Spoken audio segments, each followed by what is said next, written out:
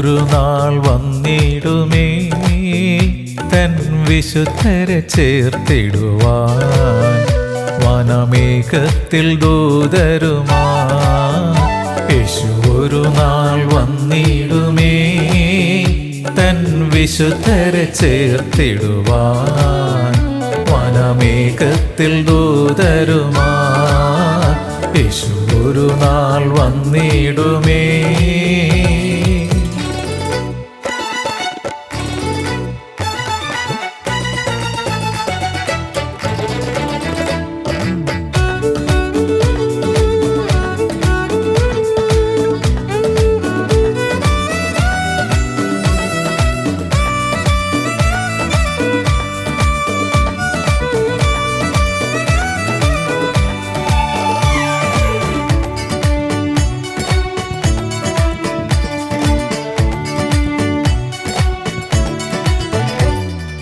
ഇഹലോക ജീവിതമോ വെള്ളത്തിൻ കുമിളകൾ പോലെ, സ്വർഗീയ ഭവനമതോ സ്നേഹത്തിൻ ഉറവിടമാകും. ഹല്ലേലൂയ പാടാം ഒരുമയോടെ. യേശു ഒരു നാൾ വന്നിടുമേ തൻ വിശുദ്ധരെ ചേർത്തിടുവാൻ വനമേഘത്തിൽ ദൂതരുമാ. യേശു ഒരു നാൾ വന്നിടുമേ. ഹല്ലേലൂയ. സ്തോത്രം സ്തോത്രം സ്തോത്രം സ്തോത്രം. ദൈവനാമത്തിന് മഹത്വമുണ്ടാകട്ടെ. അനുദിന വചനം. As the days of Noah was, so shall also the coming of the Son of Man be. നോഹയുടെ കാലം പോലെ തന്നെ മനുഷ്യപുത്രന്റെ വരവും ആകും. ഞങ്ങളെ പാറയും വീണ്ടെടുപ്പുകാരനുമായ കർത്താവേ, ഞങ്ങളെ അധരത്തിലെ ഓരോ വാക്കുകളും ഹൃദയത്തിലെ ധ്യാനവും ദൈവസന്നിധിയിൽ പ്രസാദകരമായിരിക്കുവാൻ പരിശുദ്ധാത്മാവാൻ ദൈവമേ ഞങ്ങളെ സഹായിക്കണം, പഠിപ്പിക്കണം. അവിടുന്ന് അപ്രകാരം ചെയ്യുന്നതിനായി നന്ദി, അനുഗ്രഹിച്ചതിനായി സ്തോത്രം. യേശുവിൻ നാമത്തിൽ തന്നെ ആമേൻ. നോഹയുടെ കാലം പോലെ തന്നെ മനുഷ്യപുത്രന്റെ വരവും ആകും. ഇന്ന് പലരും ചോദിക്കാറുണ്ട്, ഈ ലോകം അവസാനിക്കുമോ എന്ന്. അതിനെക്കുറിച്ച് കർത്താവിൻ്റെ വചനത്തിൽ വ്യക്തമായ പ്രതിവാദങ്ങൾ ഉണ്ട്. ഒരിക്കൽ യേശു ഒലിവുമലയിൽ ഇരിക്കുമ്പോൾ ശിഷ്യന്മാർ ധനിച്ച് അവൻ്റെ അടുക്കൽ വന്ന് ലോകാവസാനത്തിനുള്ള അടയാളങ്ങൾ എന്ത് എന്ന് പറഞ്ഞു തരണം എന്ന് അപേക്ഷിച്ചു. അതിന് വ്യക്തമായ മറുപടി നൽകുന്നതായി നാം മത്തായിയുടെ സുവിശേഷം 24-ാം അധ്യായം 3 മുതൽ 14 വരെയുള്ള വാക്യങ്ങളിൽ നമുക്ക് കാണാവുന്നതാണ്. കള്ളപ്രവാചകന്മാർ പെരുകുന്നതും യുദ്ധങ്ങളെയും യുദ്ധശ്രുതികളെയും കുറിച്ച് കേൾക്കുന്നതും, ജാതി ജാതിയോടും രാജ്യം രാജ്യത്തോടും എതിർക്കുന്നതും, ക്ഷാമവും ഭൂകമ്പവും ഇടവിടാതെ ഉണ്ടാകുന്നതും ആദ്യ ലക്ഷണങ്ങളായി നമ്മുടെ കർത്താവ് പറഞ്ഞിട്ടുണ്ട്. അധർമ്മം പെരുകുകയും അനേകരുടെ സ്നേഹം തണുത്തു പോകുന്നതും കാണാമെന്ന്, അവസാനത്തോളം സഹിച്ചു നിൽക്കുന്നവൻ രക്ഷിക്കപ്പെടുമെന്നും നമ്മുടെ കർത്താവ് പറഞ്ഞു. മാത്രമല്ല, ദൈവരാജ്യത്തിൻ്റെ സുവിശേഷം സകല ജാതികൾക്കും സാക്ഷ്യമായി ഭൂലോകത്തിലൊക്കെയും പ്രസംഗിക്കപ്പെടും എന്നും, അപ്പോൾ അവസാനം വരുമെന്നും യേശു പറഞ്ഞു. വീണ്ടും യേശു അത്തി തളിർക്കുന്നത് കാണുമ്പോൾ ലോകാവസാനം അടുത്തിരിക്കുന്നു എന്ന് പറഞ്ഞു. ഇസ്രായേൽ ലോകത്തിൻ്റെ പല ഭാഗത്തു നിന്നും കൂട്ടിച്ചേർക്കപ്പെട്ട് വലിയ ശക്തിയായി നിലകൊള്ളുന്നത് കർത്താവിൻ്റെ രണ്ടാമത്തെ വരവ് സമാഗതമാകുന്നു എന്ന മുന്നറിയിപ്പ് തരുന്നു. ആ ഒരു കാലഘട്ടത്തിലാണ് നാം ആയിരിക്കുന്നത്. ലോകമെങ്ങും സംസാരിക്കുന്നത് ഇസ്രായേലിനെ കുറിച്ചാണ്. വിശുദ്ധ ലൂക്കോസിന്റെ സുവിശേഷത്തിൽ ലോകാവസാനത്തെക്കുറിച്ച് പല സൂചനകളുണ്ട്. ലൂക്കോസ് 21-ാം അധ്യായം 9 മുതൽ 11 വരെയുള്ള തിരുവചനം നമുക്ക് ശ്രദ്ധിക്കാം. നിങ്ങൾ യുദ്ധങ്ങളെയും കലഹങ്ങളെയും കുറിച്ച് കേൾക്കുമ്പോൾ ഞെട്ടിപ്പോകരുത്. അതാദ്യം സംഭവിക്കേണ്ടത് തന്നെ, അവസാനം ഉടനെ അല്ല താനും എന്ന് കർത്താവ് പറഞ്ഞു. പിന്നെ അവൻ അവരോട് പറഞ്ഞത്, ജാതി ജാതിയോടും രാജ്യം രാജ്യത്തോടും എതിർക്കും. വലിയ ഭൂകമ്പവും ക്ഷാമവും മഹാവ്യാധികളും അവിടെവിടെ ഉണ്ടാകും. ഭയങ്കര കാഴ്ചകളും ആകാശത്തിൽ മഹാലക്ഷ്യങ്ങളും ഉണ്ടാകും. ഒന്ന് ചുറ്റിനും കണ്ണു തുറന്നു നോക്കിയാൽ നമുക്ക് കർത്താവ് വചനത്തിൽ പറഞ്ഞിട്ടുള്ള പല സംഭവങ്ങളും കാണാൻ കഴിയും. യുദ്ധങ്ങൾ പെരുകുന്നു, സമൃദ്ധി പലയിടങ്ങളിലും ഉണ്ടെങ്കിലും ദാരിദ്ര്യം മൂലം പലരും മരണപ്പെടുന്നതായി കണക്കുകൾ ഉണ്ട്. ഇതുവരെയും കേട്ടിട്ടില്ലാത്ത രോഗങ്ങളും മഹാവ്യാധികളും പെരുകുന്നു. നമ്മുടെ കർത്താവ് പറഞ്ഞു, ലോകാവസാനത്തിന് മുമ്പ് യേശുവിൻ്റെ സുവിശേഷം ലോകത്തിൻ്റെ മുഴുവനും പ്രസംഗിക്കപ്പെടും എന്ന്. ഇന്ന് സകല മനുഷ്യരിലും ദൈവരാജ്യ സുവിശേഷം പ്രഘോഷിക്കപ്പെടുന്നു. വിവിധ മതങ്ങളിലുള്ളവർ സത്യദൈവത്തെ അറിയുകയും മാനസാന്തരപ്പെടുകയും ചെയ്യുന്നു. അതിനാൽ യോഹന്നാൻ കണ്ട ദർശനത്തിൽ സകല ജാതികളും ഉള്ളവരെയും സ്വർഗത്തിൽ കാണുന്നു. ആ ദർശനം എന്താണ്? നമുക്കൊന്ന് ശ്രദ്ധിക്കാം. വെളിപ്പാട് 7:9. ഇതിന്റെ ശേഷം സകല ജാതികളിലും ഗോത്രങ്ങളിലും വംശങ്ങളിലും ഭാഷകളിലും നിന്നുള്ളതായി ആർക്കും എണ്ണിക്കൂടാത്ത ഒരു മഹാപുരുഷാരം വെള്ളനീലങ്കി ധരിച്ച് കയ്യിൽ കുരുത്തോലയുമായി സിംഹാസനത്തിനും കുഞ്ഞാടിനും മുൻപാകെ നിൽക്കുന്നത് ഞാൻ കണ്ടു എന്ന് നമ്മുടെ ഈ ആത്മീയ കോളത്തിൽ കൂടുതലായി വ്യാഖ്യാനിക്കപ്പെടുന്നത് വെളിപ്പാട് പുസ്തകത്തെക്കുറിച്ചാണ്.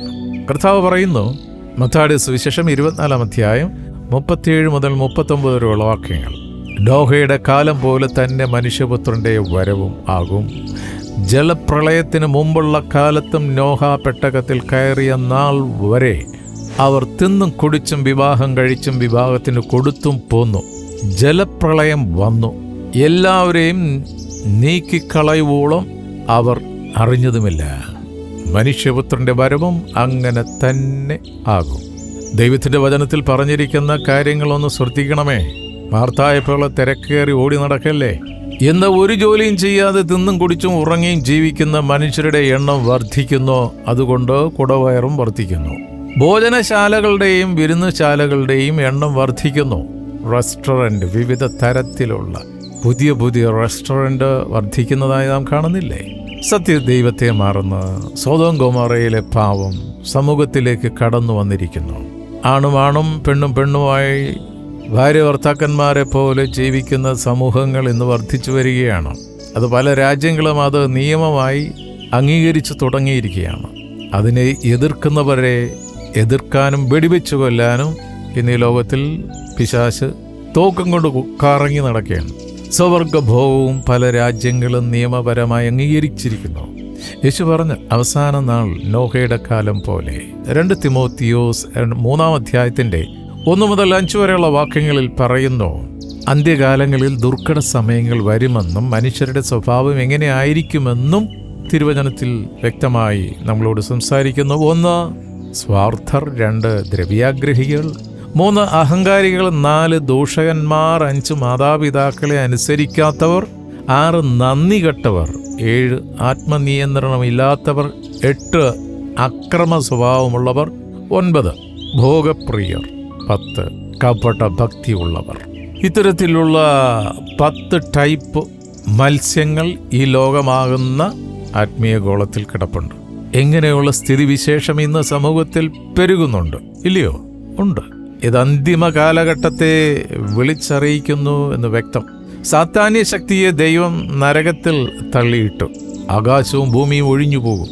അതിനാൽ യേശുവിൻ്റെ രക്ഷയുടെ പെട്ടകത്തിൽ എത്രയും വേഗം കയറാം. യാക്കോബ് ശ്ലീഹായുടെ ലേഖനത്തിൽ 4 7-8 വാക്യങ്ങളിലൂടെ ആത്മാവ് സംസാരിക്കുന്ന ശ്രദ്ധ വെച്ച് കേൾക്കാം. ആകയാൽ നിങ്ങൾ ദൈവത്തിന് കീഴടങ്ങുവിൻ, പിശാചിനോട് എതിർത്ത് നിൽപ്പിൻ, എന്നാൽ അവൻ നിങ്ങളെ വിട്ടോ ഓടിപ്പോകും. ദൈവത്തോട് അടുത്ത് ചെല്ലുവിൻ, എന്നാൽ അവൻ നിങ്ങളോട് അടുത്തു വരും. പാപികളെ കൈകളെ വെടിപ്പാക്കുവിൻ, ഇരുമനസ്സുള്ളവരെ ഹൃദയങ്ങളെ ശുദ്ധീകരിപ്പേൻ. കർത്താവ് വരാൻ താമസിക്കുന്നത് ഒരാത്മാവെങ്കിലും രക്ഷപ്പെടട്ടെ എന്ന് കരുതിയാണ്. ഹല്ലേലൂയ. 2 പത്രോസ് 3:9. ചിലർ താമസമെന്ന് വിചാരിക്കുന്നത് പോലെ കർത്താവ് തൻ്റെ വാഗ്ദത്തം നിവർത്തിപ്പാൻ താമസിക്കുന്നില്ല. ആരും നശിച്ചു പോകാതെ എല്ലാവരും മാനസാന്തരപ്പെടുവാൻ അവൻ ഇച്ഛിച്ച് നിങ്ങളോട് ദീർഘക്ഷമ കാണിക്കുന്നതേ ഉള്ളൂ.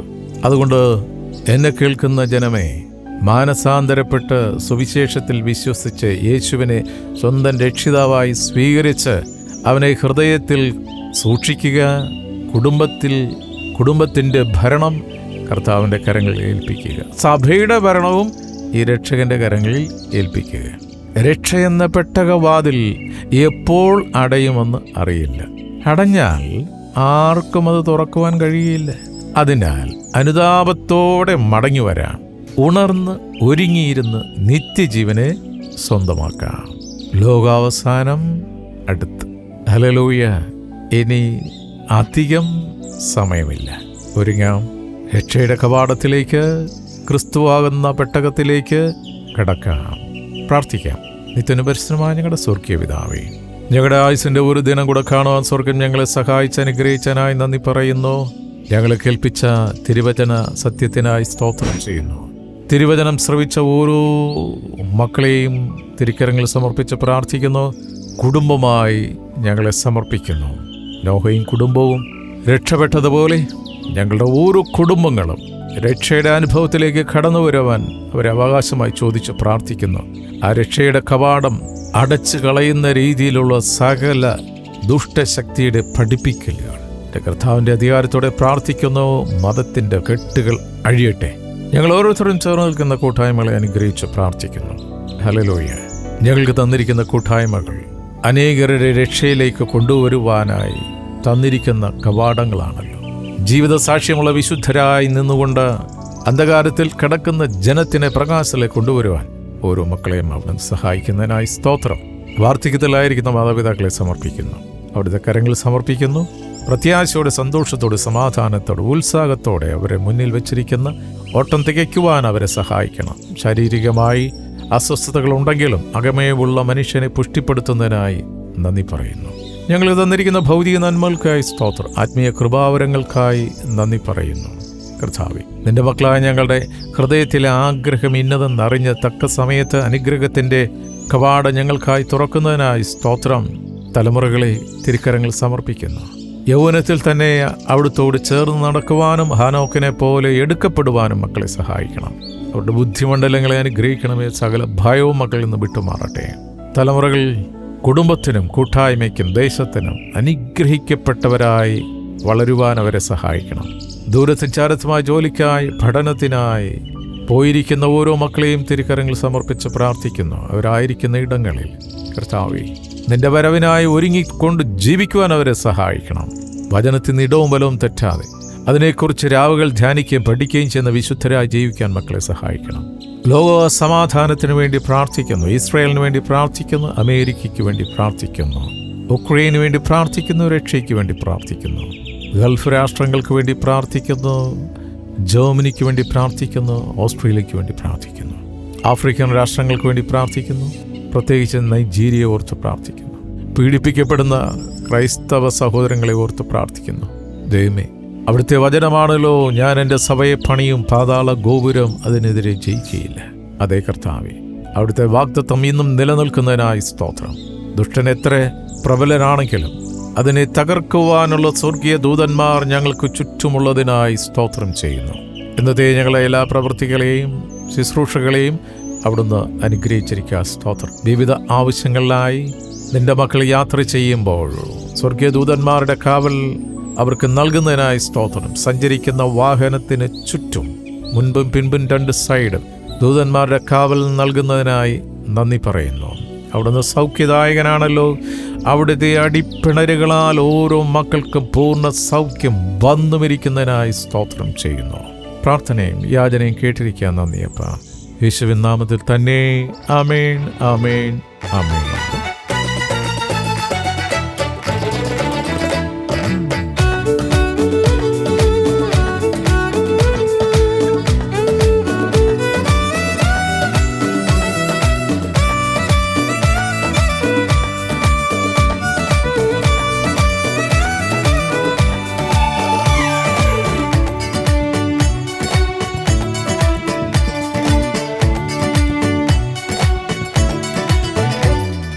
ലോകത്തിൽ കാൺമതല്ല നശ്വരമാണെന്നതോർക്ക, കൈപ്പണിയല്ലാത്തതാ വാസസ്ഥലം നമുക്കൊരുക്കും. ഹല്ലേലൂയ പാടാം ഒരുമയോടെ. യേശു ഒരു നാൾ വന്നിടുമേ തൻ വിശുദ്ധരെ ചേർത്തിടുവാൻ. വനമേഘത്തിൽ ദൂതരുമാ യേശു ഒരു നാൾ വന്നിടുമേ തൻ വിശുദ്ധരെ ചേർത്തിടുവാൻ.